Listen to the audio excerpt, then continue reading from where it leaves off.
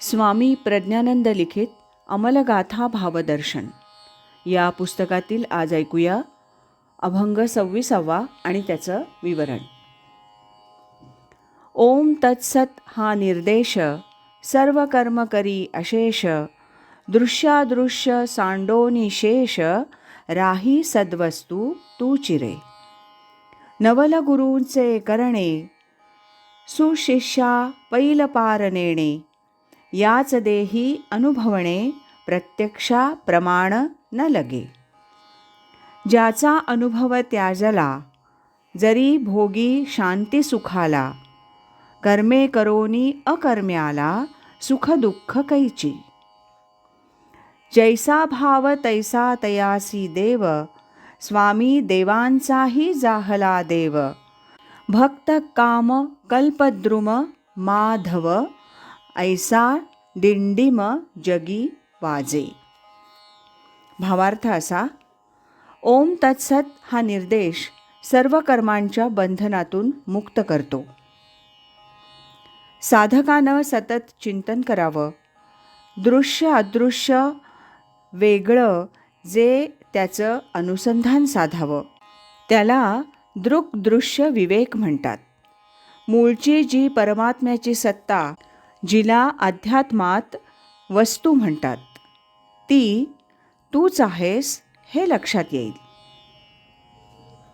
सद्गुरू कृपेचं नवल हेच आहे. सुशिष्याला ती संसार सागरातून पैल पार नेऊन पोहोचवते. याचा अनुभव घ्यावा. याच देही याच डोळा ही प्रगती घडते हे स्वतः अनुभवावं. याला अन्य कोणाचं प्रमाण चालत नाही, लागत नाही. श्रेष्ठ शांतीसुखाचा अनुभव ज्याचा त्यालाच कळतो. कर्म करूनही जो अकर्मा होतो त्याला सुख दुःख शिल्लक राहत नाही.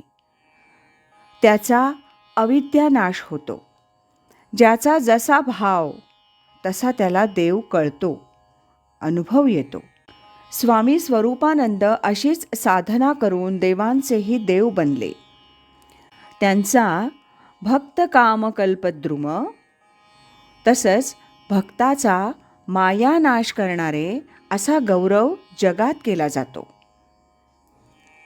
या अभंगावरचं चिंतन असं: ओम तत्सत हे परब्रह्माचं नाम आहे. कर्माच्या आरंभी, मध्ये आणि शेवटी त्याचा निर्देश केला असता कर्मबंधनं संपून जातात, गळून पडतात.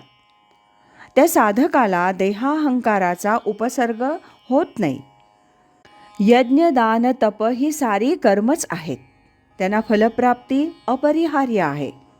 म्हणून ही कर्म तर करावीत, पण फलप्राप्तीच्या बंधनात न सापडण्यासाठी ओम तत्सत या नामाचा उल्लेख करावा. पाहे पाम ओम तत्सत ऐसे हे बोलणे तेथने तसे जेथूनी काहे प्रकाशे दृश्यजात. असा उपदेश भगवंतानी अर्जुनाला केला आहे.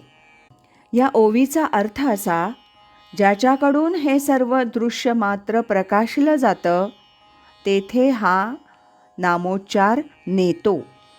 परब्रह्म आणि हा नामोच्चार यात अभेद आहे.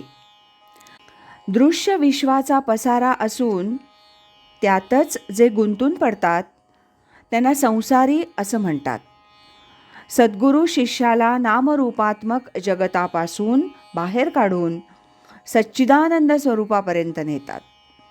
साधकानं आत बाहेर त्याच स्वरूपाचं ध्यान करावं. अशी साधना जो करतो त्याला सद्गुरू दृक्पर्यंत म्हणजे परमात्म्यापर्यंत नेऊन पोहोचवतात. हे याची देही याची डोळा अनुभवता येतं. याचाच अर्थ तो पूर्ण मुक्त होतो. या सांगण्या बोलणारा प्रमाण आपण स्वतः आहोत. दृश्याला सत्य मानतो तो बद्ध, आणि जो दृक्ला सत्य मानून त्याच्या अखंड अनुसंधानात राहतो तो मुक्त. तो ईश्वर नियोजित जीवन जगतो. त्याची बुद्धी शांत होते. शाश्वत सुखात तो रमून जातो. त्याला आत्मक्रीड महात्मा म्हणतात. अशी साधना करून स्वामी स्वरूपानंद सच्चिदानंदरूप होऊन गेले आहेत. हा माझा भाव आणि माझी अनुभूतीही आहे. मी तर त्यांना देवांचाही देव म्हणून पाहतो. ते साधकाचा माया प्रभाव दूर करतात. खऱ्या भक्ताच्या मनोकामना पुरवतात, म्हणजे त्याला ज्ञानरूपता, चिद्रूपता, आनंदरूपता याचीच प्राप्ती करून देतात. या प्राप्तीला परमार्थात प्रज्ञाज्ञानप्राप्ती असं म्हणतात. मामांना ही ज्ञानप्राप्ती स्वरूपानंद कृपेनं झालेली होती. स्वामी स्वरूपानंदांची थोरवी त्यांना कळली होती.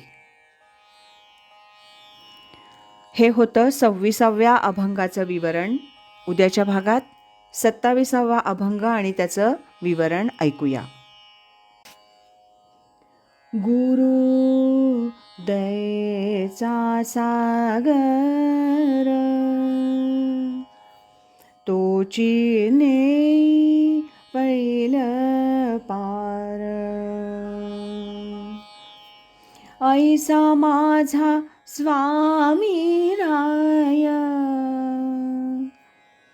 बाळवंदी त्याचे पाय.